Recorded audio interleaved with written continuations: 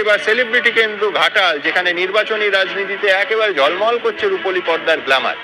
এক অভিনেতার মুখোমুখি আরেক অভিনেতা, তার থেকেও বড় কথা এক সাংসদের মুখোমুখি এক বিধায়ক, তবে দুজনেই গ্ল্যামার ওয়ার্ল্ডের ব্যাকগ্রাউন্ড থেকে।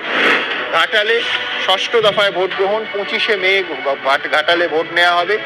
দেব মানে দীপক অধিকারী তৃণমূল কংগ্রেসের টিকিটে 2014, 2019-এ এইখান থেকে, এই ঘাটাল আসন থেকে বিপুল ব্যবধানে দেব সংসদে পৌঁছেছিলেন। তারপর বলেছিলেন তিনি এই ভোটে লড়বেন না। শেষ পর্যন্ত অবশ্য সিদ্ধান্ত বদল, নানা নাটকীয় পট পরিবর্তনের পর দেব আবার তৃণমূল কংগ্রেসের টিকিটে ঘাটাল থেকে লড়ছেন।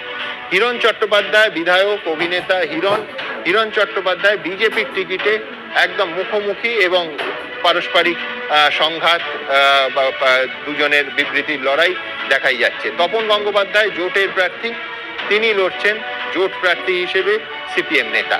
ঘাটালে কি হতে পারে, কি বলছে সি ভোটারের সংখ্যা? সি ভোটার বলছে এখানে জোট টক্কর, 3% ভোট সুইং হলে ফলাফল পাল্টে যেতে পারে, কিন্তু যদি না পাল্টায় 5ই এপ্রিল অব্দি হাওয়া কার দিকে কিছুটা হলেও ঝুঁকেছিল। কি বলছে সি ভোটার? সি ভোটার বলছে দেব সম্ভাব্য জয়ী ঘাটাল কেন্দ্র থেকে